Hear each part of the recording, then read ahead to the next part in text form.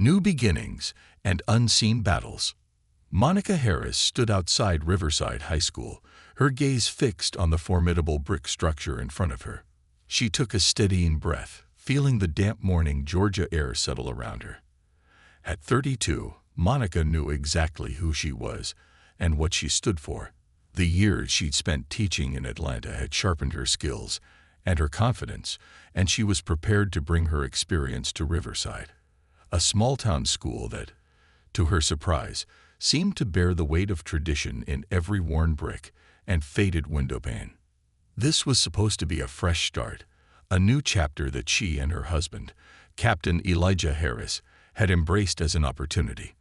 When Elijah, her husband of 8 years, was offered the role of captain in the local police force, they both felt a move to Riverside would open doors for them both, albeit in very different ways. But as Monica stood before the doors of her new workplace, she couldn't shake an unsettling feeling that perhaps her journey here might be more challenging than expected. "Mrs. Harris, I presume." The sharp voice pulled her from her thoughts. She turned to see a tall, thin man with neatly parted gray hair striding toward her. Principal Lester Greer's appearance was impeccably polished, though his crisp suit seemed to wear him rather than the other way around. His pale blue eyes held a glint that put Monica on edge, and his smile didn't quite reach his eyes. "Yes, Principal Greer," she said, extending her hand politely. "I'm Monica Harris. It's a pleasure to meet you." Greer's handshake was quick, almost reluctant. His fingers barely brushed hers before he withdrew them, crossing his arms as he looked her over. "Yes, well, the board was quite insistent on filling this position quickly." His tone was cordial, but something in his expression told her he wasn't pleased about the decision. Monica remained composed, though something knotted in her stomach. She'd encountered subtle prejudice before, half-hidden glances, slightly strained smiles, and polite but cutting comments. But something in Greer's demeanor was different. It carried an edge, a kind of dismissal she wasn't unfamiliar with, but had always hoped would stay behind closed doors, far from her professional life. "From your application, I see you come from Atlanta," he noted, as if the city itself might carry some kind of contamination. "You're a city teacher, Mrs. Harris, and Riverside is, well, it's a bit of a different world. This is a small, close-knit community that holds to tradition, particularly when it comes to its schools." Monica felt the veiled message but refused to let it show. "I've taught in various school districts," she replied, her voice steady. "My focus has always been on helping students succeed, regardless of where they come from." Greer nodded, though he looked less than impressed. "Yes, well, let's keep things traditional here, shall we?" He turned and began to walk toward the school doors, expecting her to follow without a second glance. "Our students thrive on structure, consistency. You'll find that, here in Riverside, we prefer not to shake things up too much, just a little heads up." She followed him into the building, carefully choosing her words. "I believe that the best education balances structure with adaptability. After all, the world they're stepping into is changing fast." Greer's smile grew slightly more strained as he stopped at the foot of a stairway, turning to face her. "It's good to be enthusiastic, Mrs. Harris, but in this community, we hold our standards in high regard. Now, we expect certain things from our teachers." He paused, his gaze moving down to her bright yellow sundress. "We expect, for example, a certain level of decorum in appearance. Subdued tones, professionalism." She glanced down at her outfit, chosen specifically to convey both professionalism and a bit of warmth, qualities she felt were essential in the classroom. "I'm well within the dress code, Principal Greer. My attire is professional and appropriate." Greer gave a small, dismissive nod, clearly unwilling to pursue the matter further. "We'll see, Mrs. Harris," he said with an air of finality as they continued down the hallway. Her assigned classroom was on the second floor, and as they climbed the stairs, she noticed the walls were lined with photos of past graduating classes. Each framed picture spoke to the proud traditions of Riverside High, but the faces staring back were strikingly homogeneous. "This will be your classroom, 204, he said, gesturing toward an empty room with windows facing the school courtyard. "I'll leave you to settle in. And oh, Mrs. Harris," he added, pausing briefly, "we have a staff meeting in the library in 30 minutes.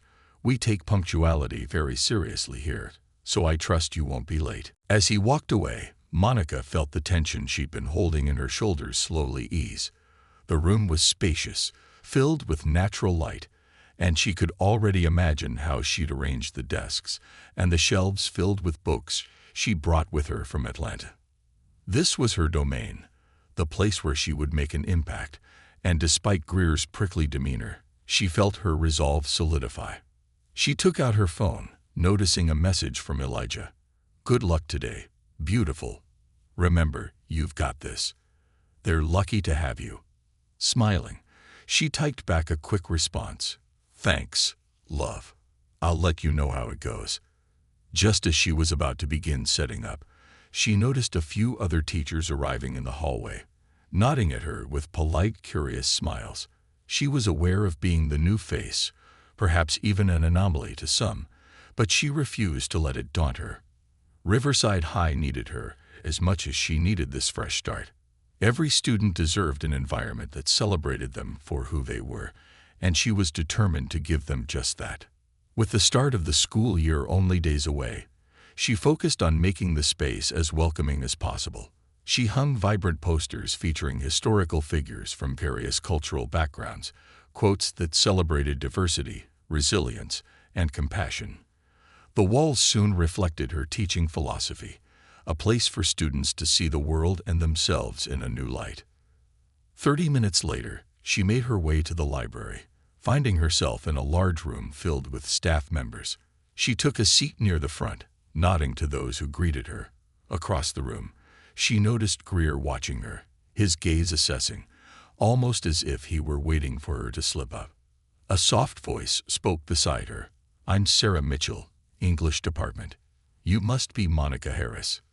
Monica turned, meeting the kind eyes of a young woman with a warm smile. "Yes, that's me. Nice to meet you, Sarah. Welcome to Riverside," Sarah said with a slightly sheepish smile. "Just a heads up, Greer likes new teachers to introduce themselves at the first meeting. You'll probably get called on." Before Monica could respond, Greer cleared his throat at the podium, beginning the meeting with a tone as formal as his expression. "Welcome back, faculty, to another promising school year. And a warm welcome to our newest additions." His eyes moved across the room until they landed on Monica. "Mrs. Harris, why don't you introduce yourself?" Monica stood, offering a calm smile despite feeling every eye on her. "Hello, everyone. I'm Monica Harris, and I'm very excited to join Riverside High. I've spent the last 15 years teaching in Atlanta, and I look forward to bringing what I've learned to this school and working with all of you." A few murmurs of polite applause followed, but Greer's expression remained as impassive as ever. As she sat down, Sarah leaned over, whispering, "Don't mind him. He has his way of doing things, and he's very protective of it." Monica nodded, taking note of the caution in Sarah's tone. It was clear that Greer's influence was as entrenched as the traditions he so fervently protected. But as Monica glanced around the room, she couldn't help but wonder just how many others had learned to stifle their voices under his scrutinizing gaze. As the meeting continued, she let her mind drift momentarily, imagining the faces of her soon-to-be students. She had worked too hard, overcome too many obstacles to be daunted by a man like Greer. Her work was about them, about the potential she could unlock in each student she met. As she left the library and returned to her classroom, a feeling of quiet determination filled her. She knew the coming year would be challenging, but she was ready. Not only for herself, but for every student walking through those doors. And no small-town principal, no matter how powerful his connections, would keep her from achieving that mission. Setting boundaries and pushing limits. Monica arrived early at Riverside High on the first official day of school, nerves and excitement mingling, as she unlocked her classroom door. Today, students would fill these desks, and her mission would truly begin. After spending hours over the weekend organizing and decorating, the room finally reflected the vision she had when she first stepped through the door. A sanctuary of learning, respect, and empowerment.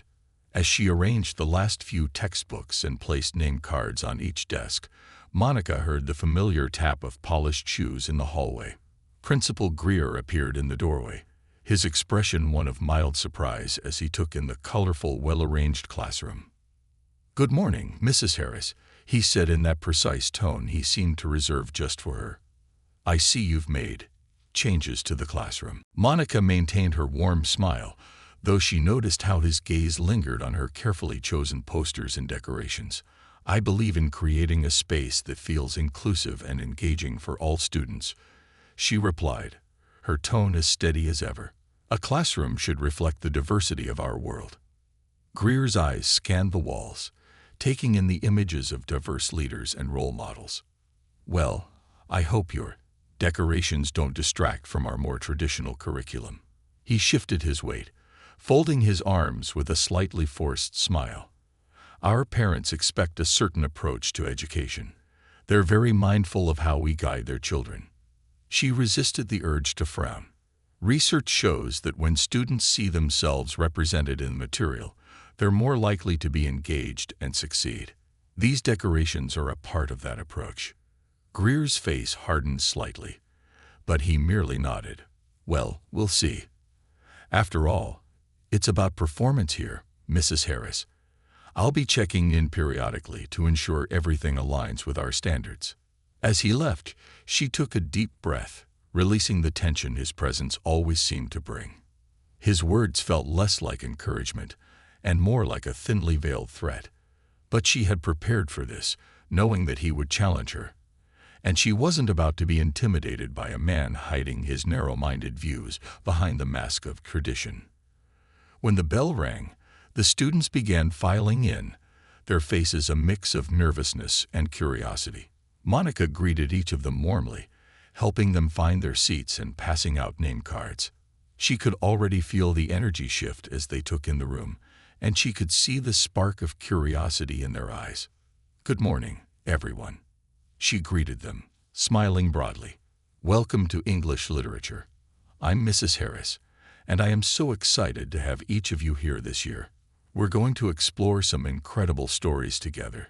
Stories that will show us the power of words, the strength of diversity, and the importance of understanding each other."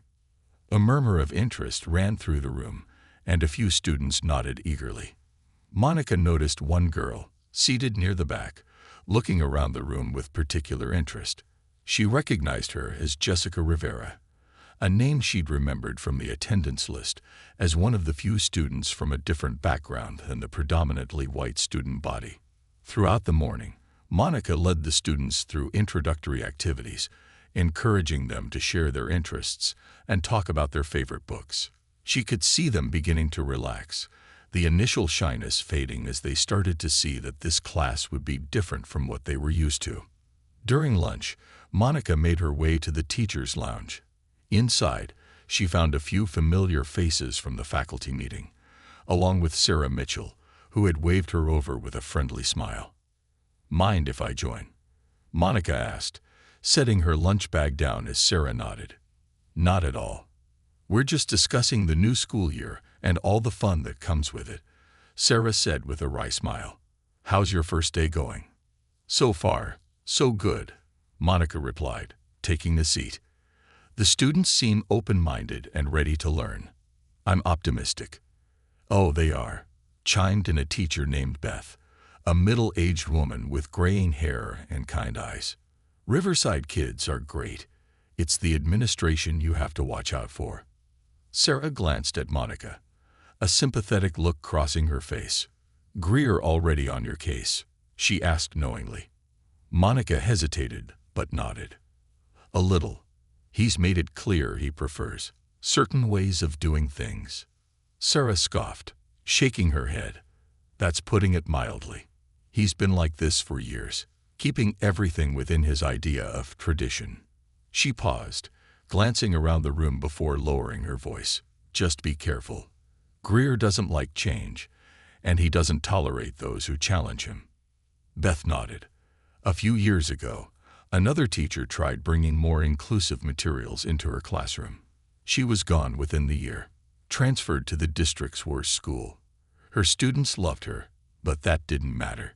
Monica felt a pang of anger and frustration. It's hard to believe he can get away with that.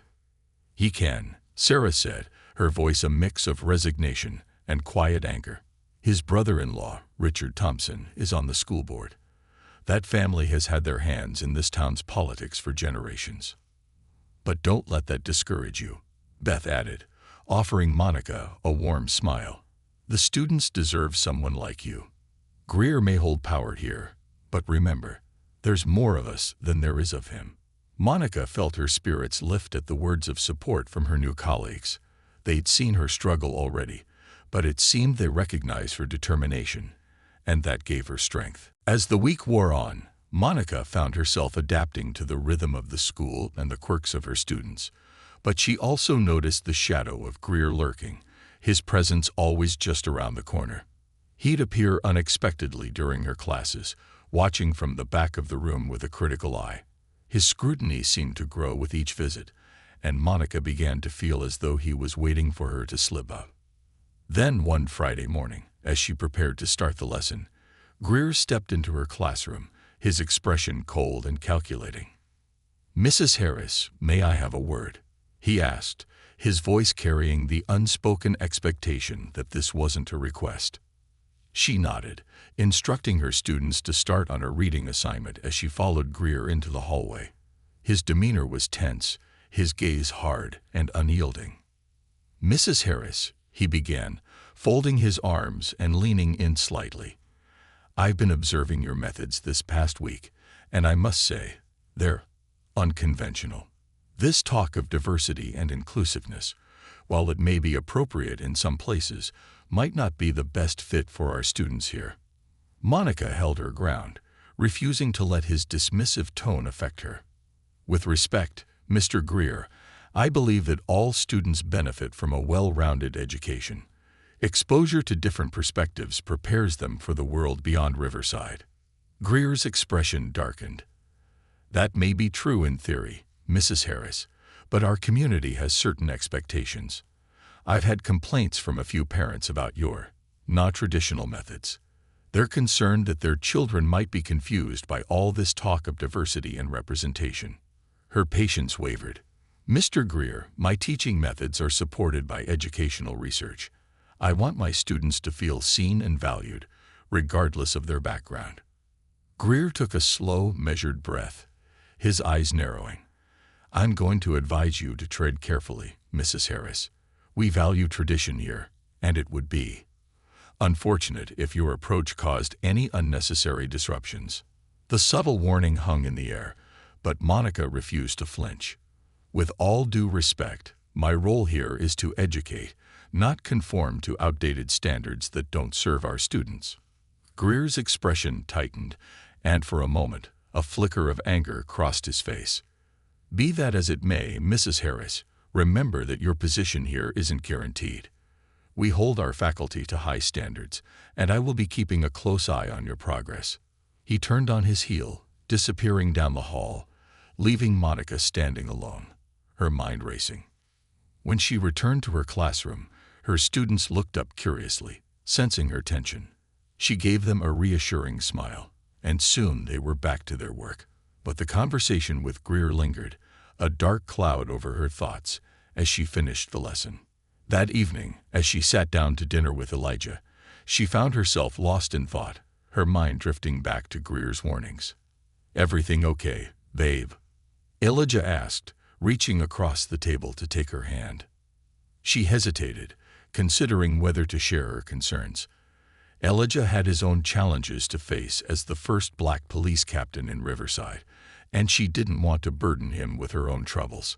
"Just a long day," she replied, offering a small smile. "Adjusting to a new school isn't as easy as I thought." Elijah squeezed her hand, his expression serious. "You know I've got your back, right? If there's anything you need, I'm here." Monica nodded, feeling a pang of guilt at holding back. But she knew her husband, and she knew that if she told him the extent of Greer's harassment, he'd want to confront him. And the last thing she wanted was for Elijah's career to be jeopardized because of her battles. "I know," she said softly, giving his hand a reassuring squeeze. "And I've got this." But as the weeks passed, Monica realized that Greer's subtle harassment wasn't just going to stop. His behavior grew more invasive and deliberate, his scrutiny intensifying with each day. He began appearing during her free periods, lurking near her classroom under the guise of observation. But his eyes held a watchful, almost predatory gleam that made her skin crawl. She documented each incident, carefully noting dates, times, and the content of their conversations. She'd learned the hard way over the years that evidence was her best ally, and she wasn't about to let Greer's underhanded tactics intimidate her. Then, one particularly tense afternoon, as Monica finished up a lesson on To Kill a Mockingbird, Greer appeared at her classroom door with a clipboard and an expression of thinly veiled disdain. Her students glanced nervously between the two adults, sensing the undercurrents of hostility that crackled in the air. "Class," Greer announced, his voice falsely cheerful, "I'll be conducting a special review of Mrs. Harris's teaching methods today. Just pretend I'm not here." Monica clenched her jaw, feeling the weight of his presence as he took a seat at the back of the room. She continued with her lesson, doing her best to ignore the critical gaze that followed her every move. But inside, her frustration grew, the relentless pressure of Greer's harassment pressing down on her until it was almost suffocating. As the bell rang and her students filed out, Greer remained seated, his expression unreadable as he regarded her with a cold, assessing stare. "You may think your methods are effective, Mrs. Harris," he said finally, rising from his seat, "but you're standing on thin ice here. I suggest you take a moment to consider just how replaceable you really are." Monica's fists clenched at her sides as he left, the full weight of his threat settling over her like a dark cloud. But as she looked around her classroom, at the posters that represented the voices and perspectives she wanted her students to know, she felt her resolve harden. She wouldn't let Greer intimidate her into silence. She was here for her students, for those who deserved to see themselves reflected in their education, and she would fight for them, no matter the cost. Allies, secrets, and shadows. A few weeks into the semester, Monica was beginning to feel the pressure like never before. Every day brought a new form of subtle resistance from Principal Greer, who seemed more determined than ever to find fault with her teaching methods. The documentation Monica had been gathering was growing into a sizable folder of notes, emails, and observations, all meticulously organized. It felt both reassuring and daunting. She knew she was building a case, but she also knew how easily her efforts could be dismissed, especially with Greer's connections on the school board. Yet it wasn't only Greer's interference that weighed on her mind. Lately, her students had become more perceptive of the tension surrounding her, and she worried about the impact it was having on them. Though most of her students seemed engaged and curious, Monica noticed a particular hesitancy in her more reserved students, who would glance toward the door whenever Greer passed by or stammer in their responses during his surprise observations. The shadow he cast was stretching over more than just her. One afternoon, Sarah Mitchell pulled her aside in the hallway, her expression cautious as she looked around to make sure no one was within earshot. "Monica, do you have a few minutes after school? I need to talk to you about Greer." Monica's curiosity piqued. "Of course. Meet me in my classroom after the final bell." Sarah nodded, her lips pressed into a thin line. "Perfect. And just make sure the door's closed." Monica's pulse quickened. Sarah's warning carried the weight of urgency, and as she headed back to her classroom, she found herself wondering just how much her colleague knew about Greer's methods. It wasn't long after the bell that Sarah appeared at Monica's door, glancing nervously behind her before slipping inside. Once the door was closed, Sarah took a deep breath, her hands fidgeting as she spoke. "Look, I don't want to scare you, but I think you need to know what you're up against. Greer isn't just some old-fashioned principal stuck in his ways. He's dangerous, Monica. more dangerous than you realize. Monica leaned back against her desk, folding her arms and studying Sarah's troubled expression. I appreciate your honesty, Sarah, but I've faced men like him before. He's just a bully. Sarah shook her head emphatically. No, it's more than that. Greer has connections, people who cover up his behavior. He's used the same tactics for years to intimidate teachers into silence. And when they won't comply, he finds ways to ruin them. She hesitated, her voice dropping to a whisper. I saw it happen to Janet Williams, the AP English teacher. She was transferred under fabricated accusations. She lost everything. Monica felt a chill run down her spine. She had heard whispers about Janet, the teacher who had been forced out under suspicious circumstances, but hearing it confirmed filled her with both anger and fear. So he's done this before, she murmured, more to herself than to Sarah. He uses his power and connections to control anyone who stands in his way. Sarah nodded, her gaze steady. Exactly. He has allies on the school board, and even outside the school. His brother-in-law, Richard Thompson, is particularly influential. People in this town are afraid of him, afraid of rocking the boat. Then why are you telling me this? Monica asked, her eyes meeting Sarah's.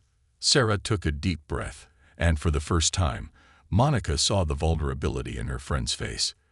Because you're the first person I've seen who isn't backing down. You have a courage I've never seen here. And you're right. It's not just about you.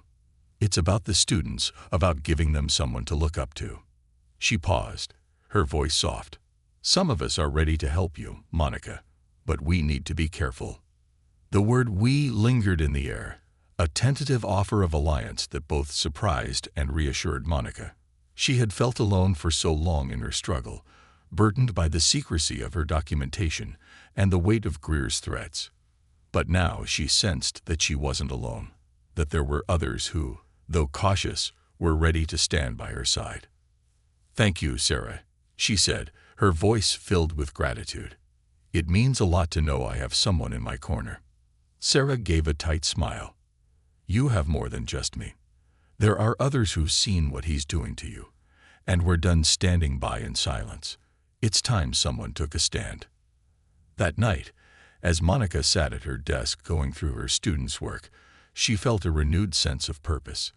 For the first time since coming to Riverside, she felt the strength of quiet allies forming around her, a fragile but vital force that could help her withstand the steady pressure Greer was applying. Still, she kept her intentions private, not wanting to add to Elijah's burdens. Though he often asked her how things were going, she always answered with a smile, reassuring him that everything was fine. She didn't want him to worry, especially with the challenges he was facing as the new police captain. But deep down, she knew she couldn't keep things hidden from him forever.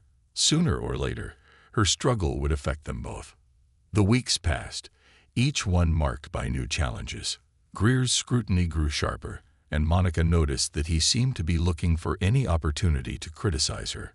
He began dropping in during class without warning, watching her lessons with a hawk-like intensity that sent a ripple of discomfort through her students. She could see how his presence affected them, making them shrink into themselves, reluctant to speak up. Then, one Thursday morning, as Monica was preparing for her first period class, Greer appeared at her door with a slight smirk, clipboard in hand. "Good morning, Mrs. Harris," he said, his tone condescending. "I've come to conduct an impromptu evaluation of your teaching methods." Monica's stomach tightened, but she forced a calm smile. "Of course, Mr. Greer. You're welcome to observe."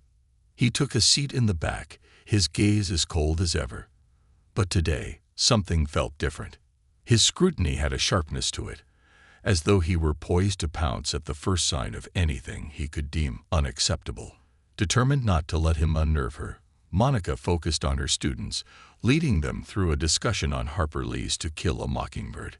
She had chosen this book carefully, knowing its themes of justice, integrity, and resilience resonated with her own values. And her students, who had initially been hesitant about the story, were now fully engaged, sharing insights with a depth that impressed her. "Now," she began, addressing the class. Scout and Atticus face a community that holds certain prejudices, but they choose to stand for what's right despite the consequences. Can anyone share a time when they stood up for what they believed in, even if it was difficult? For a moment, the room was silent. Then, Jessica Rivera, the quiet girl who often sat at the back, raised her hand. "Well, last year," Jessica began, her voice soft, "I had a friend who was getting bullied, and I told the teacher even though the other kids didn't like it. They said I was being a snitch, but it felt like the right thing to do." She glanced down, clearly nervous about sharing in front of the class, but Monica saw the quiet strength in her words. "That's very brave, Jessica," Monica replied warmly. "It takes real courage to do what's right, especially when others are against you." At that moment, Monica saw Greer's hand move on his clipboard, making a note. She could almost feel the judgment in his eyes, as though even her encouragement of students was somehow against his standards. But she refused to let it deter her. As the bell rang and the students left for their next class, Greer approached her, his expression as severe as ever.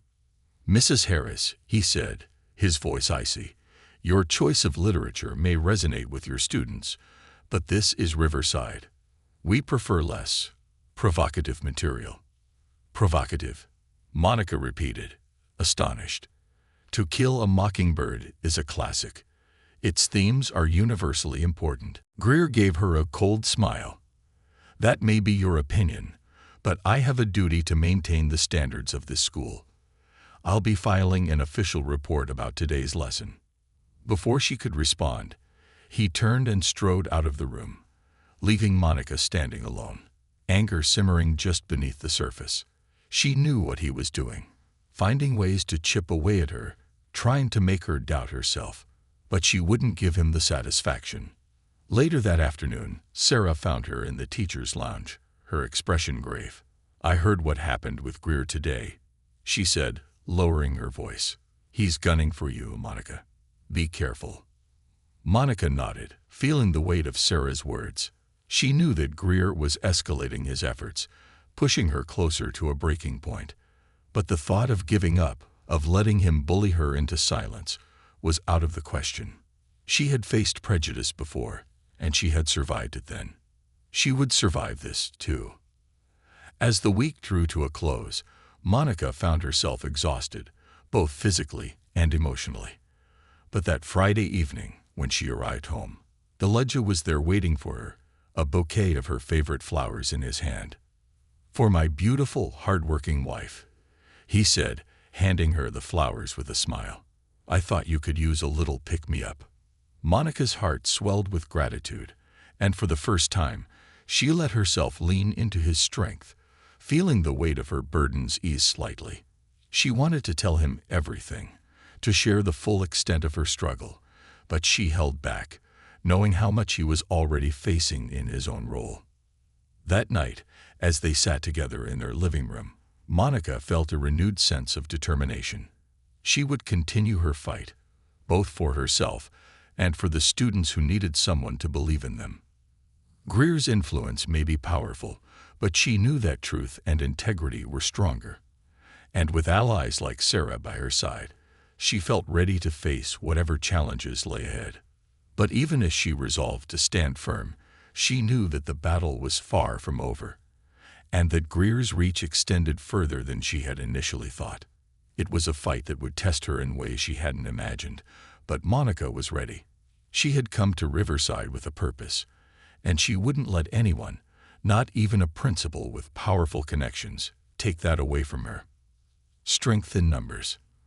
The autumn air hung heavy around Riverside High as Monica arrived at school the following Monday, her mind clouded by the memory of Greer's latest official report.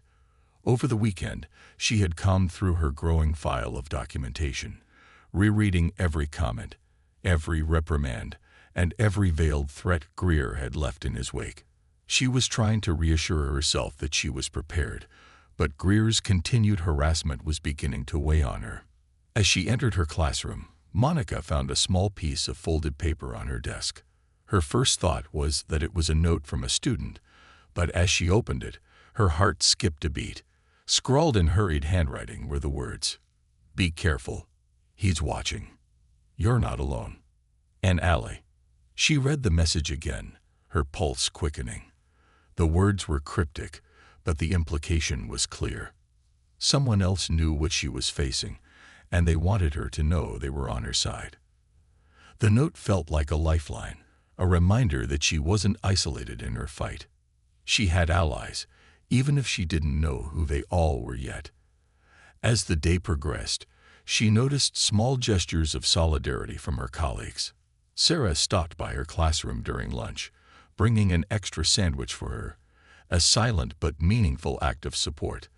Later, Beth, the seasoned teacher she'd met in the lounge, dropped off a stack of educational resources without comment, giving her a reassuring nod as she left. It was subtle, but Monica could feel a quiet network of support growing around her. Yet, no amount of support could shield her from the scrutiny that Greer's presence cast over her classroom. She knew he was searching for ways to justify her dismissal, building a case to prove her unsuitability for the school. And while Monica felt confident in her abilities, she also knew how easily a single mistake could be used against her. As the days passed, the tension grew. Greer's visits to her classroom became more frequent and invasive. He would linger in her doorway during lessons, his arms folded and his eyes sharp, scrutinizing every word and movement. She could feel his gaze like a weight pressing down on her, and she noticed the way her students' voices quieted whenever he was near. Her previously lively classroom discussions became subdued, her students visibly uncomfortable in his presence. Then, one Thursday afternoon, as Monica was preparing to leave for the day, Greer appeared at her door, his expression cold and unsmiling. "Mrs. Harris, a word, please," he said, his tone as sharp as his gaze. Monica felt her pulse quicken but nodded, gathering her things and following him to his office. She'd been expecting this moment, but that didn't make it any easier. As they reached his office, Greer closed the door behind them, gesturing for her to sit. She remained standing, her arms crossed in front of her, waiting for him to speak. He took his seat behind his desk, his fingers steepled as he regarded her with a smug, almost predatory expression. "Mrs. Harris," he began, "I have been reviewing your performance over the past few weeks, and frankly, I have some concerns." She met his gaze, refusing to be intimidated. "I'm aware of your concerns, Principal Greer. I've received every one of your reports." He raised an eyebrow, clearly unprepared for her calm response. "Then you must understand why I'm concerned about your fit in our school culture. Your methods, while perhaps appropriate in a place like Atlanta, are disruptive here. They go against the values we hold dear." "Mr. Greer," she replied, her voice firm, "I'm here to teach, to help students think critically, and prepare them for the world beyond Riverside. My methods are grounded in proven educational research." His smile turned cold. "Let's be clear, Mrs. Harris. This school isn't here to push an agenda. We have our own ways of doing things, ways that have served this community well for generations." Monica felt her patience wearing thin. "Perhaps the world has changed since those ways were established, Mr. Greer. Education isn't about preserving outdated values. It's about preparing students for the world they're entering." He bristled, his hands tightening around a file on his desk. "This isn't Atlanta, Mrs. Harris. This is Riverside. And in Riverside, we don't tolerate subversive influences in our classrooms." The accusation hung in the air, and Monica could feel her anger rising. She met his gaze with unflinching resolve. "Subversive. All I'm doing is teaching students to think for themselves. Isn't that what education is supposed to be about?" Greer's lips thinned into a line. "Perhaps, Mrs. Harris, it would be best for all involved if you reconsidered your place here. There are other districts, other schools where your methods might be better suited." Her anger boiled over. "Let me be clear, Mr. Greer. I am here to do my job, and I have no intention of leaving. If you have a legitimate issue with my teaching, then let's discuss it. But I will not be bullied or intimidated into silence." He narrowed his eyes, his face darkening. Be very careful, Mrs. Harris. You're on thin ice. She left his office feeling both exhilarated and exhausted. She had finally confronted him openly, refusing to let him cow her into submission. But she knew this was only the beginning. Greer wouldn't back down, not now that she had openly defied him. And as she walked to her car, she felt a growing sense of dread, knowing that the confrontation had only escalated the stakes. When she arrived home that evening, Elijah immediately noticed the tension in her face. "Monica, what's going on?" he asked, his voice filled with concern. She hesitated, then decided that it was time to tell him the truth. She shared everything: Greer's harassment, his attempts to undermine her, and his thinly veiled threats. Elijah listened in silence, his expression growing darker with each word. "That man is harassing you," he said, his voice low and angry. "He's abusing his power to intimidate you, and you're dealing with this alone." "I didn't want to burden you," Monica replied softly, taking his hand. "You're already dealing with so much as the new captain." He shook his head, pulling her into his arms. "Monica, you're my wife. This isn't a burden. It's my responsibility to protect you, just like you protect your students. You're not alone in this." She felt a surge of relief at his words, a weight lifting from her shoulders. For the first time in weeks, she felt a sense of true safety, a reminder that she didn't have to face this fight on her own. The next day, Monica arrived at school with a renewed sense of purpose. She knew that Greer would continue his harassment, but she also knew that she had allies both inside and outside the school. And as she entered her classroom, she found another note waiting for her, this one typed and signed with a single letter: "Keep going. We believe in you. A."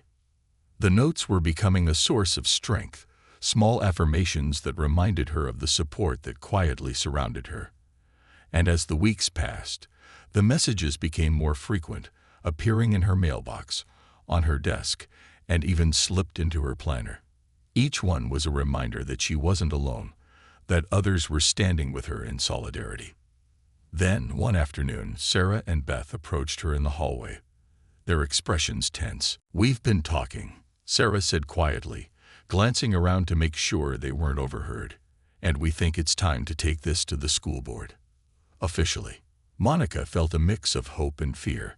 "You really think they'll listen?" Beth nodded, though her face was grim. "With enough of us speaking out, they'll have to. We've reached out to a few other teachers who've been bullied by Greer." Janet, the former AP English teacher, even agreed to give a statement. The thought of Janet's support filled her with renewed hope. If they could gather enough evidence, enough testimonies, perhaps they could finally hold Greer accountable. The days that followed were filled with quiet but intense planning. Sarah, Beth, and several other teachers gathered in Monica's classroom after school, each of them sharing stories of the harassment they'd endured under Greer's leadership. It was painful, hearing the way he had manipulated, intimidated, and bullied each of them, but it was also empowering.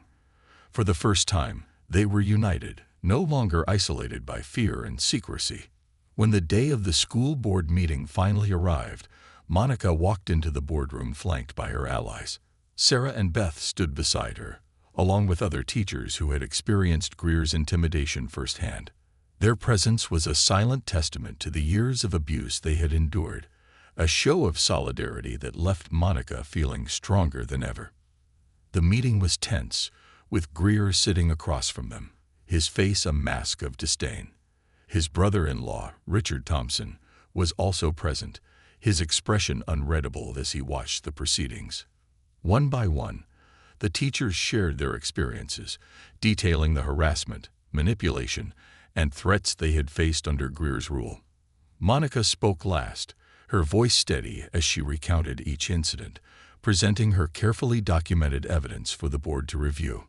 When she finished, there was a long silence. Thompson looked down, avoiding her gaze, while several other board members exchanged uneasy glances. Finally, the board chair, Dr. Patricia Chin, spoke. "Thank you for your testimony, Mrs. Harris. And thank you to each of you who came forward today. These allegations are serious, and we will be conducting a thorough investigation into Principal Greer's actions. The relief that washed over Monica was tempered by the knowledge that the fight wasn't over. Greer was still principal, and the investigation would take time. But she had done it. She had taken a stand. And now, finally, people were listening. As they left the boardroom, Sarah squeezed her hand, a smile breaking through her usually serious expression. "You did it, Monica. You really did it." Monica smiled, feeling a sense of triumph that was both humbling and empowering. She knew that the road ahead would still be challenging, but for the first time, she felt the strength of solidarity, the power of a community united against injustice. That night, as she sat with Elijah, recounting the events of the day, she felt a deep sense of peace. She had faced her fears, defied intimidation, and stood up for what was right. And as she looked around at the home she shared with her husband, she knew that whatever came next, she was ready. The gathering storm. Monica woke with a rare sense of hope the morning after the school board meeting. For the first time since arriving at Riverside, she felt that justice was within reach.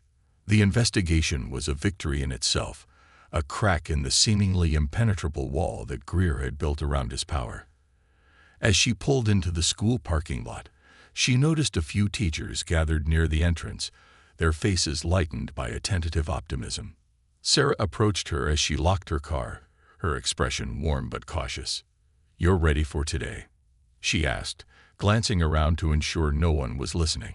"Word is that the board has started collecting testimonies already." Monica nodded. "I'm ready. It's been a long time coming, and I've kept every piece of documentation," she replied, patting her bag where the folder of evidence rested. Sarah gave a slight smile, though her expression held a hint of worry. "Just remember, Greer isn't going to make this easy. He has a way of turning things around to protect himself." Monica sighed, knowing full well that Greer wasn't one to go down without a fight. He'd already begun rallying his supporters within the school, spreading rumors and fueling whispers about her controversial teaching methods. Even as she walked down the hallway, she could feel the scrutinizing eyes of a few faculty members who had always been loyal to him. But she wouldn't let their coldness deter her. This was bigger than any one person. It was about creating a safer, healthier environment for every teacher and student. Throughout the day, Monica focused on her students, leaning into the comfort of her classroom. The atmosphere felt different. Students seemed more at ease, their curiosity returning in full.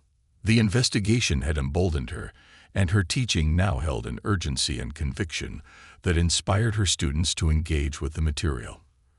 Her lessons, once marred by Greer's critical presence, were now filled with lively discussions. During lunch, Sarah, Beth, and a few other teachers joined her in the staff lounge, where they found a quiet corner to discuss the latest developments. One of them, a history teacher named Rob, shared an update. "I spoke to one of the board members this morning," he said in a low voice. "They're going to review Greer's official reports on all of us. If he fabricated or manipulated anything, it'll show up." Beth leaned in, her face a mix of relief and anxiety. "And we all know he did. I've seen him alter performance reviews, mark down teachers who don't toe his line. It's just been hard to prove." Monica nodded. "It's good that the board is investigating thoroughly, but we need to be prepared for him to retaliate." Rob crossed his arms, nodding in agreement. "I wouldn't put it past him to start pushing harder, especially now that he knows we're all working together." That afternoon, Monica saw firsthand just how quickly Greer was mobilizing his defenses. He appeared in her classroom unannounced, standing at the back with a clipboard in hand as she introduced the day's lesson on Their Eyes Were Watching God.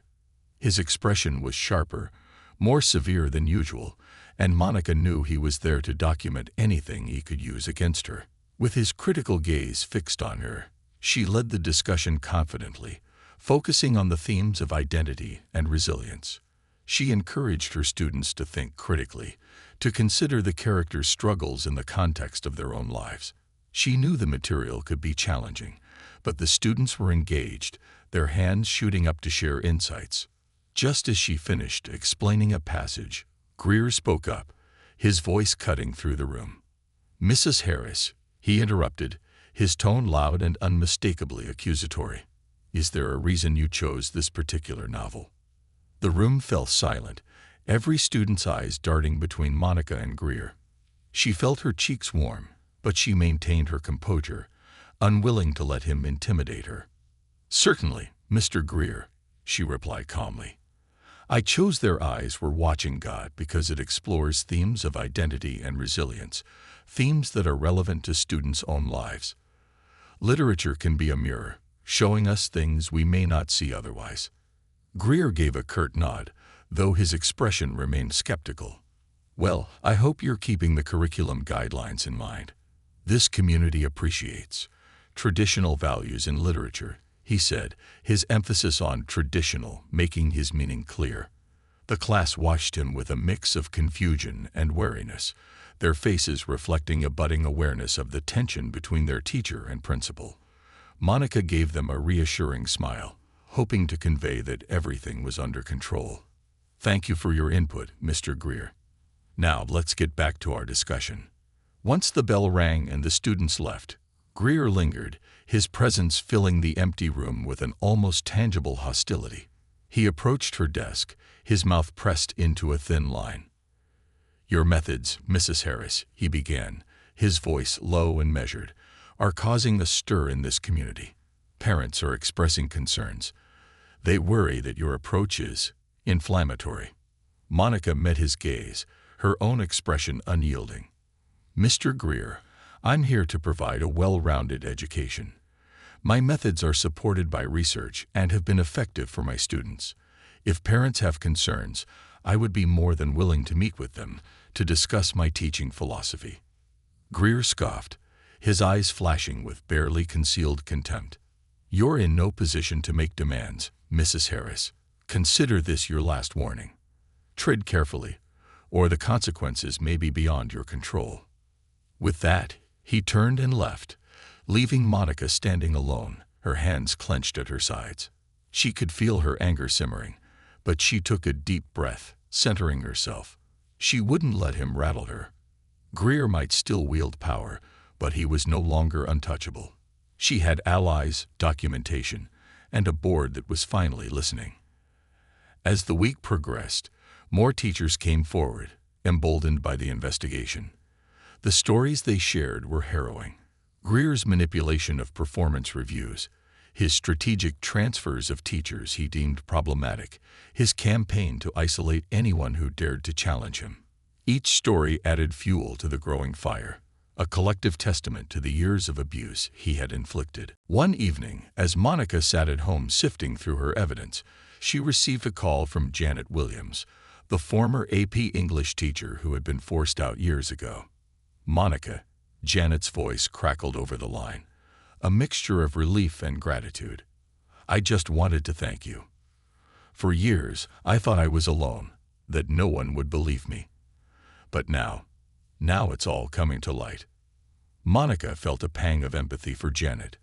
"Thank you for coming forward, Janet. It takes courage, and I know it wasn't easy."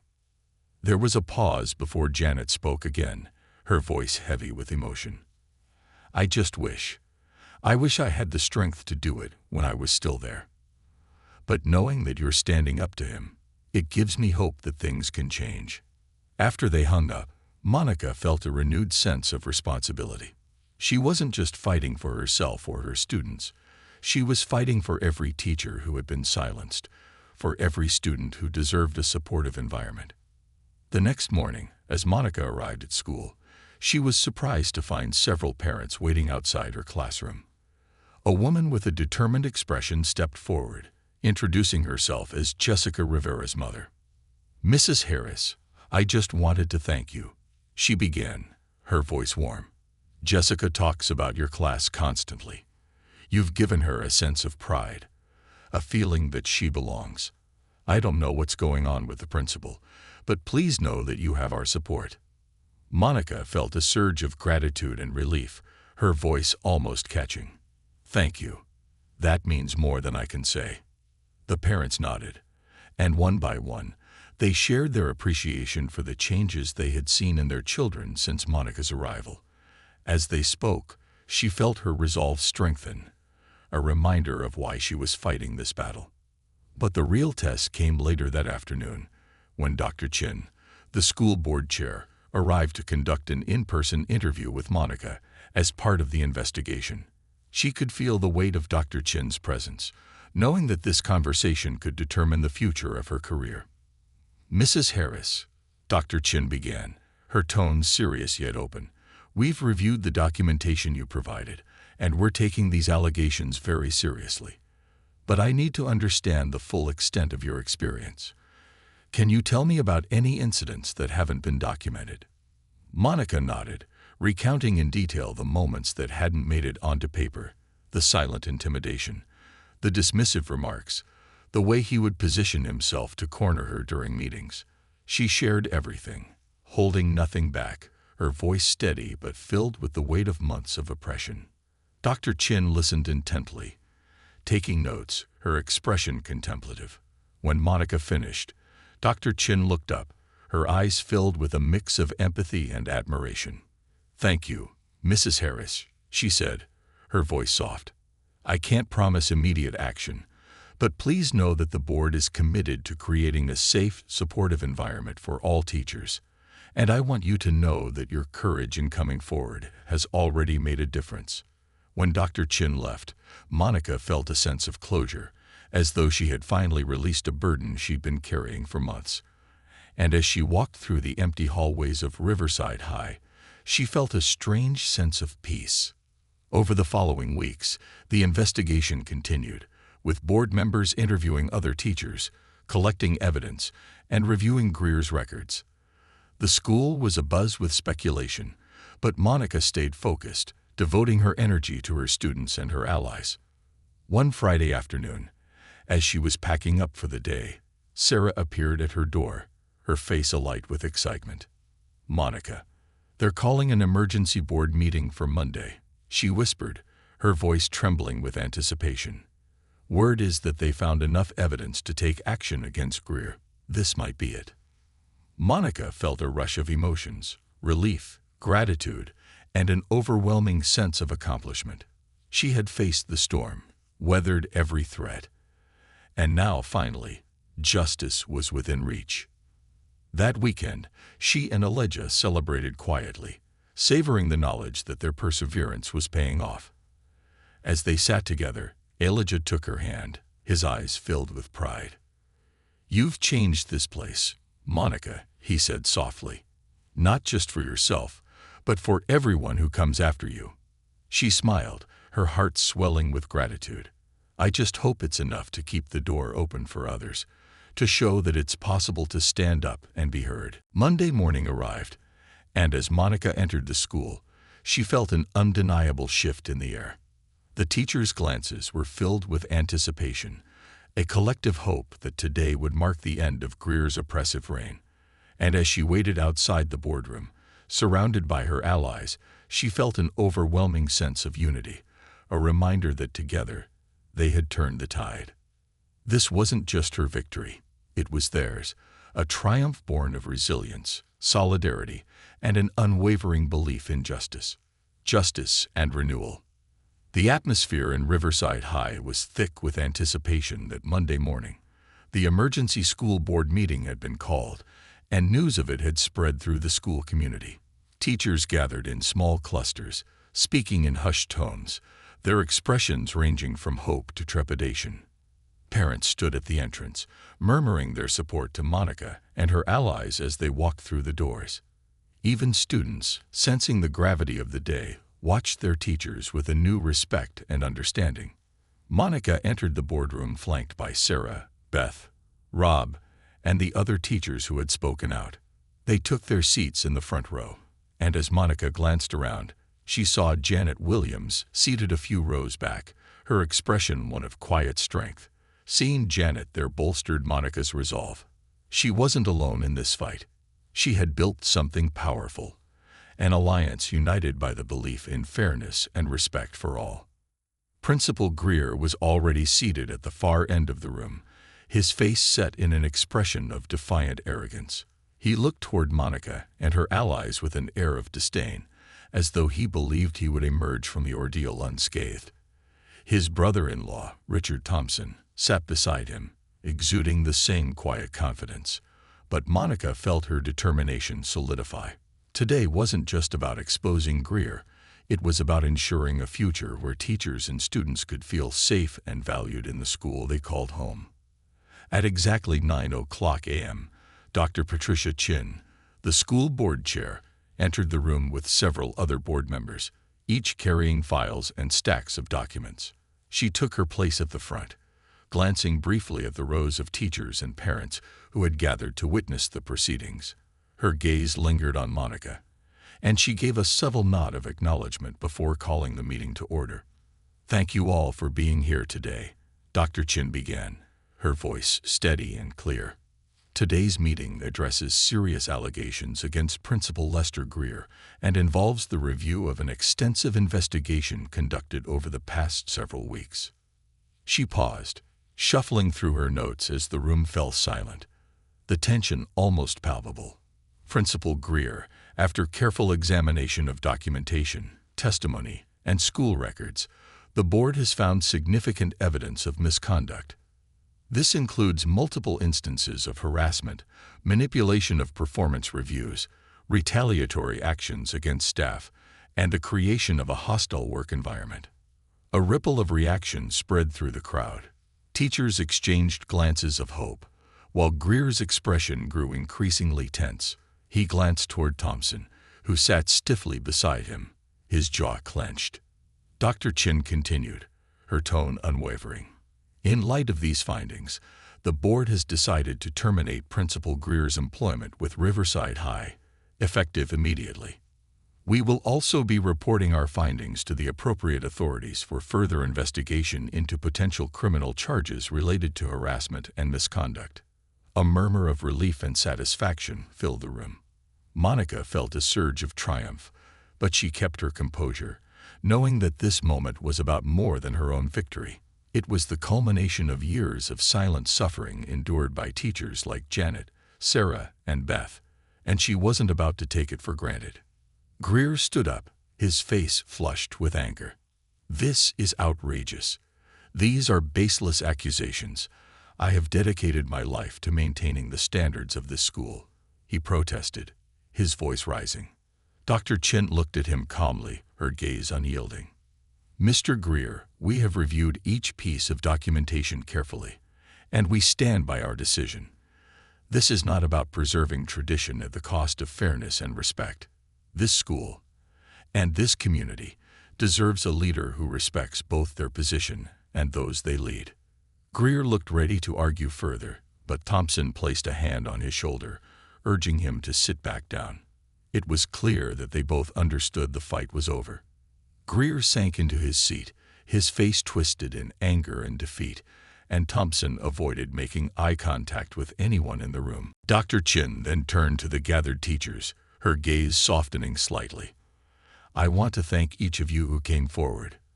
Your courage in speaking up has allowed us to address a long-standing issue and ensure that Riverside High is a place where all educators and students can thrive." With the decision made, the meeting adjourned, and the board members began to file out of the room. But the moment they stepped into the hallway, the gathered crowd broke into spontaneous applause. Parents, teachers, and even a few administrators stood together, their faces alight with relief and gratitude. As Monica walked into the hallway, she was surrounded by her fellow teachers, each of them embracing her, expressing their appreciation and admiration.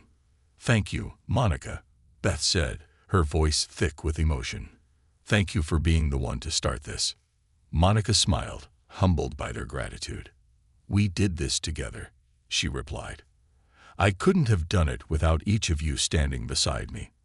In the days that followed, the school underwent a quiet transformation. Teachers who had once been afraid to voice their opinions now spoke openly, sharing ideas and collaborating in ways they hadn't been able to under Greer's oppressive leadership. Janet Williams returned to Riverside High, Reinstated with her position in the English department, her confidence restored. A temporary principal was appointed to oversee the school, and Dr. Chen made it clear that the board would conduct a thorough search for a new leader who shared their commitment to equity and respect. For the first time, Riverside felt like a community, a place where people's voices truly mattered. Monica's students sensed the shift as well, noticing the newfound ease with which their teachers interacted. Classroom discussions flourished, and the school took on a vibrant, inclusive energy. Monica saw a light in her students' eyes, a confidence she hadn't seen before. Her own sense of purpose deepened, knowing that she had helped pave the way for this change. One afternoon, as she packed up her materials, Jessica Rivera approached her, holding a card in her hand. Jessica had been a quiet presence in her class, but Monica had seen her curiosity grow as the semester progressed. "Mrs. Harris," Jessica began, her voice soft but steady, "I just wanted to say thank you for everything." She handed Monica the card, her eyes shining with a mixture of gratitude and admiration. Monica opened the card and read Jessica's carefully written message. "Thank you for believing in me and showing me that my voice matters. You're the best teacher I've ever had." Monica felt a lump in her throat, and she placed a gentle hand on Jessica's shoulder. "Thank you, Jessica. I'm so proud of you. And don't ever forget that your voice will always matter."